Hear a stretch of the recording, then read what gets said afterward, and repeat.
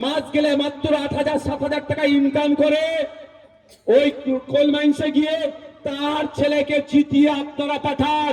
সে এখানে গিয়ে টেবিল চাপড়াবে, সে বুঝতে পারবে তার বাবার যন্ত্রণার কথা, তার বাবার জ্বালার কথা, যে আমার বাবা সারাদিন হাড় ভাঙা খাটুনি করার পরে ৭,০০০ টাকা পাচ্ছে, এটা অন্যায় হচ্ছে, এটা টেবিল চাপড়ে সেই বলবে।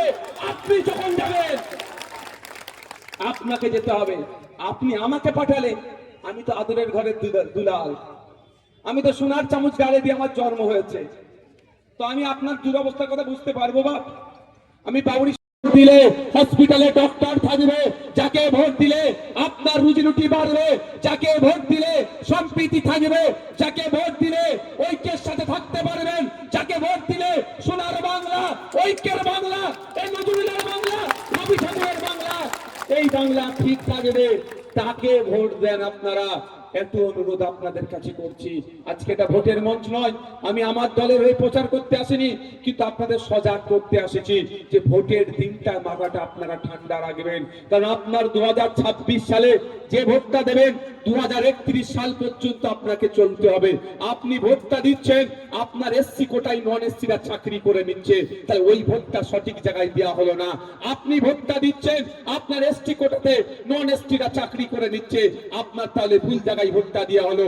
আপনি ভোট দিয়ে ক্ষমতায় আনলেন, আপনি ওবিসি, আপনার সাথে বিচারিতা হচ্ছে, তাহলে আপনি ঠিক জায়গায় ভোটটা দেননি। আপনাকে ঠিক জায়গায় ভোটটা দিতে এই জন্যই হবে। আগামী 5 বছর আপনার ভালো থাকা ওই ভোটের উপরে নির্ভর করছে।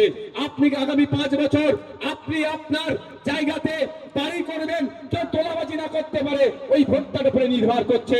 আপনি ভোট দিচ্ছেন আগামী 5 বছর, যে আপনি কোল মাইন্সে বা যেখানে চাকরি করুন না কেন, আপনার যে অ্যাক্ট অনুযায়ী আপনি আপনার মিনিমাম ওয়েজেসটা পাবেন কি পাবেন না, আপনার ভোটের উপরে নির্ভর করছে।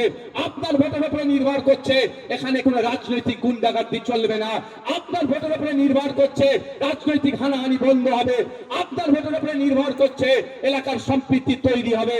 আপনার ভোটের উপরে নির্ভর করছে আপনার মাসিক গড় বাড়বে কিভাবে, আপনার ভোটের উপরে নির্ভর করছে। আপনারা দেখুন কোন জায়গায় দেবেন। আমি একবারের জন্য বলবো না যে আপনি আমাকে দিন, আমি বরঞ্চ এটা বলে যাব, আপনি দেখুন কাকে দিলে লাভ হবে। আমি যদি আগামী দিনে এখানে আসি আমার রাজনৈতিক প্রচারে, তখন বলবো আমাকে দেন। এটা আমার রাজনীতির মঞ্চ নয়, আমি সে প্রচার করছি না এখানে। আমি শুধু আপনাদের এইটুকুই বলতে এসেছি, আপনাদের সজাগ হতে হবে। আর আপনারা যদি দলবদ্ধভাবে ঐক্যবদ্ধভাবে যদি ভোট একবার ঠিক জায়গায় দিতে পারেন, আমি আপনাদের কথা দিয়ে যাচ্ছি 5 বছর যেই এমএলএ হোক না কেন, যে এমপি হোক না কেন, আপনার সাথে রাজার মতো আচরণ করবে। যখন ক্যান্ডিডেট হয়, আমরা তখন, আমিও তো ক্যান্ডিডেট হয়েছিলাম, তখন যে আচরণ করেছি এখনো সে আচরণ করছি। আর কিন্তু এমন অনেকেও আছে দেখবেন আমার মতো, এই আপনাদের ভোটে নির্বাচিত হয়ে বিধানসভায় গিয়েছে, আমি কোনোদিন তাকে বিধানসভায় গিয়ে তার নির্বাচনী ক্ষেত্রে সমস্যার কথা বলতে শুনিনি। তাহলে ওই ধরনের বোবা লোককে পাঠিয়ে কোনো লাভ হবে?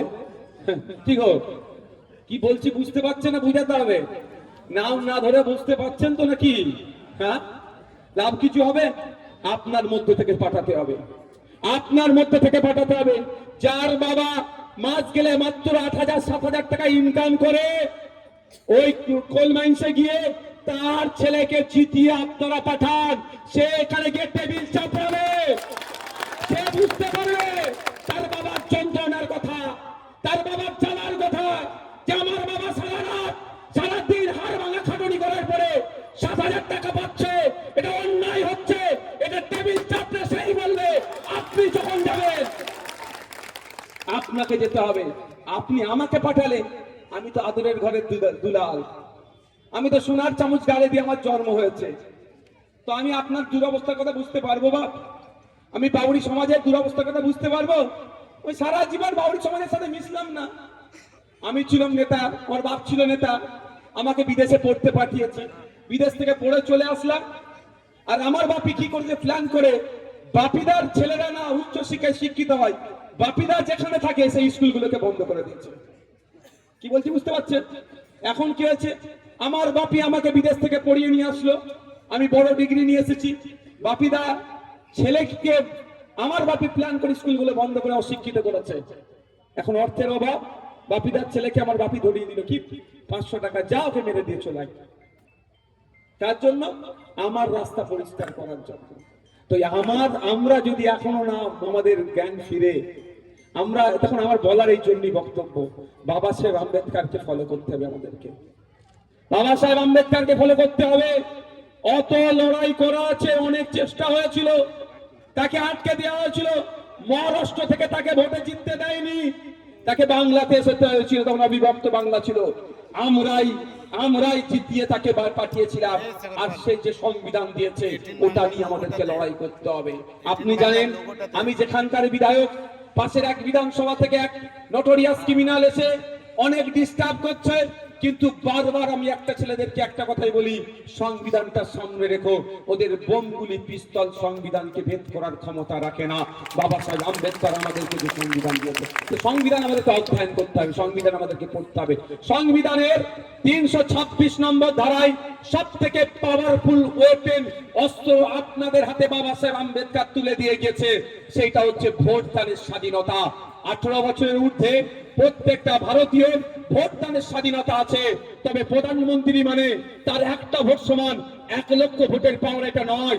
আপনাদের এখানে একজন মুসলমানের, একজন ডোমের, একজন আদিবাসীর, একজন দলিতের, একজন বাউরির, একজন বাগদির, একজন উচ্চবর্ণের, একজন মুখ্যমন্ত্রীর, সবার ভোটের এক ক্ষমতা বাবা সাহেব আম্বেদকর তালা লাগিয়ে দিয়ে চলে গেছে। ওটাকে যদি আমরা সঠিকভাবে ইস্তেমাল করতে পারি, সঠিকভাবে যদি ব্যবহার করতে পারি, তাহলে পিছিয়ে বর্গের জাতির মাথা তুলে দাঁড়াতে পারবে।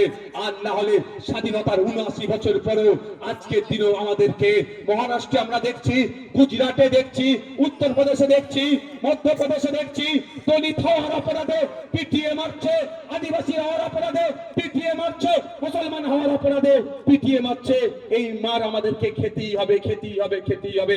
আমরা যদি সজাগ হই, আমরা যদি সতর্ক হই, আমরা যদি ঐক্যবদ্ধ হই, আমরা যদি আমাদের সাংবিধানিক অধিকারকে খুঁজে পেতে চাই, তাহলে ওই আর্টিকেল 326 কে সঠিকভাবে আমরা ব্যবহার করি।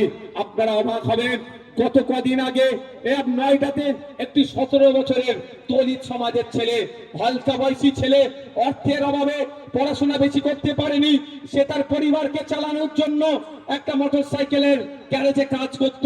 তার জন্মদিন এসেছিল, বন্ধুদেরকে নিয়ে একটি কেক কেটে জন্মদিন পালন করেছে।